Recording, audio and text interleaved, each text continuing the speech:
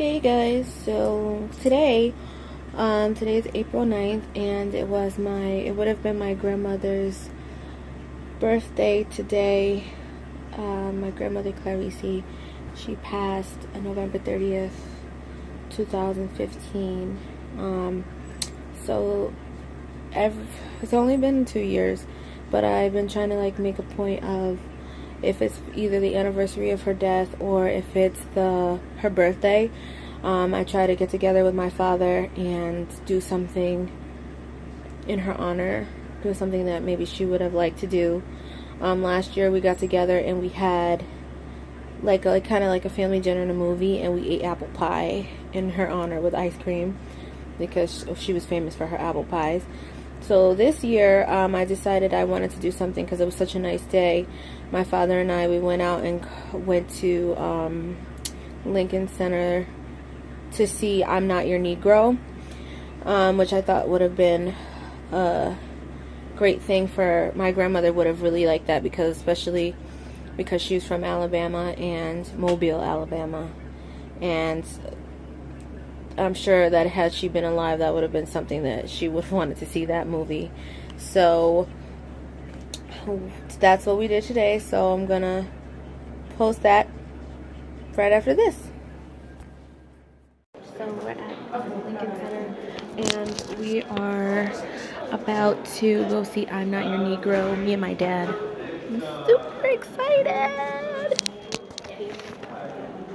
Tickets right here. So, yes.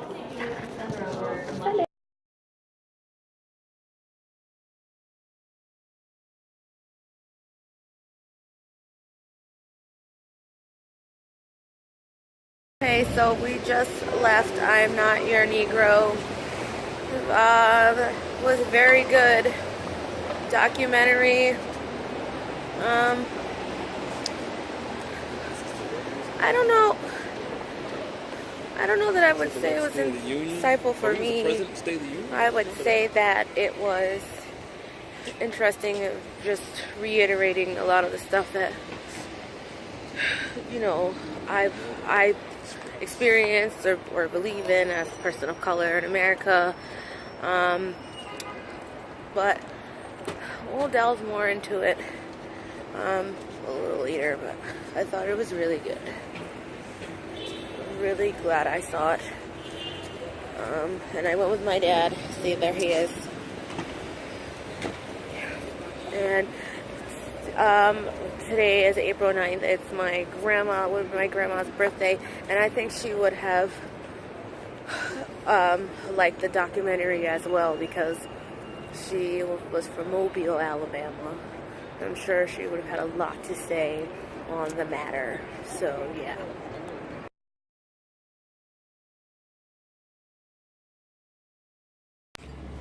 So some afterthoughts on the movie. I thought that it was very poignant.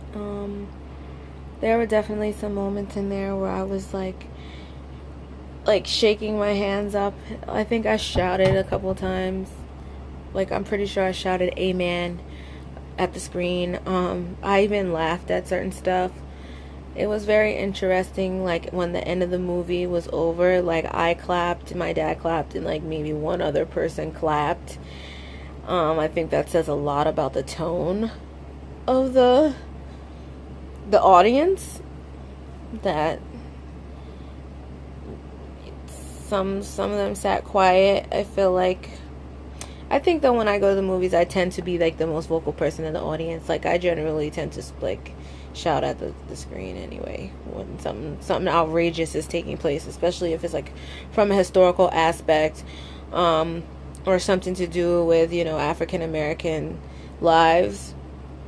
But I feel like I've grown up always reading James Baldwin, or studying, reading his books and learning about how he was an activist in his own right. But the way that the documentary was done was from the aspect of his relationship with Malcolm X, Martin Luther King Jr., and Medgar Evers, and basically how he related to them, along with other major players within the civil rights movement, Angela Lansbury, Harry Belafonte, Sidney Poitier, like how they all related together and how they all try to make moves to make things better for their people. And I really love that he really was talking about his personal experience and how, you know, he was able to escape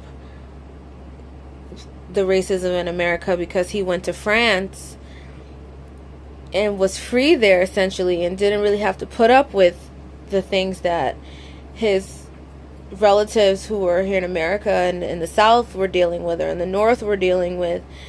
That he decided to come home because he felt like, you know, even though he had escaped, that there were some people that just wasn't an option for, and what could he do to help make it better? Because, you know, it's kind of like, what's the point if, you know, I made it out, but there are people back home that look like me that are still going through.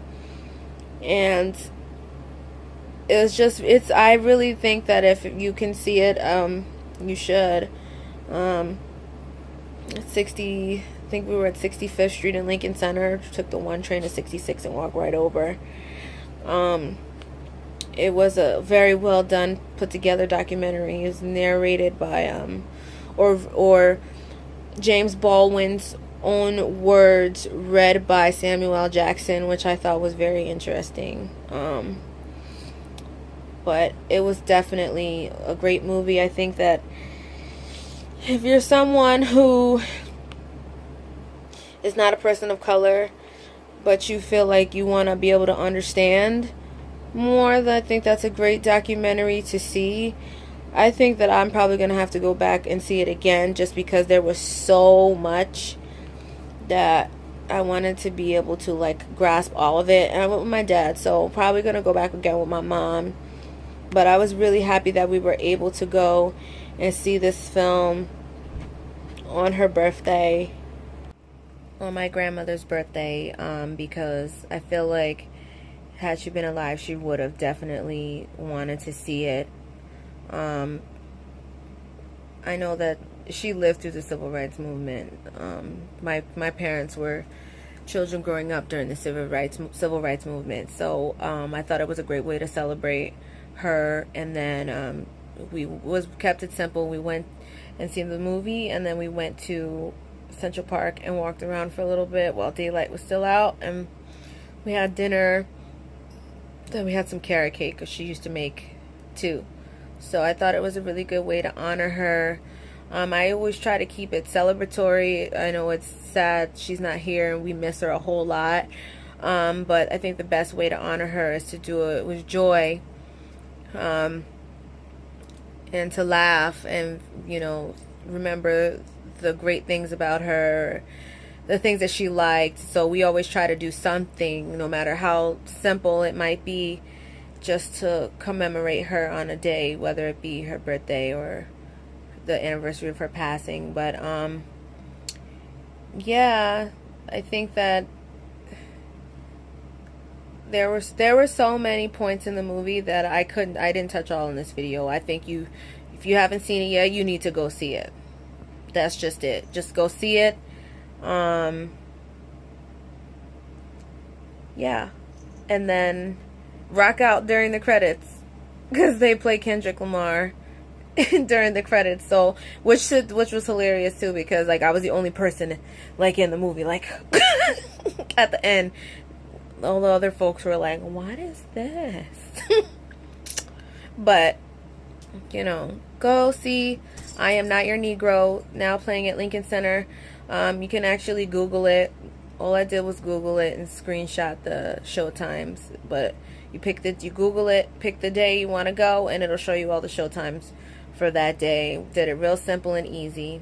So, see you guys next video. Thanks for watching.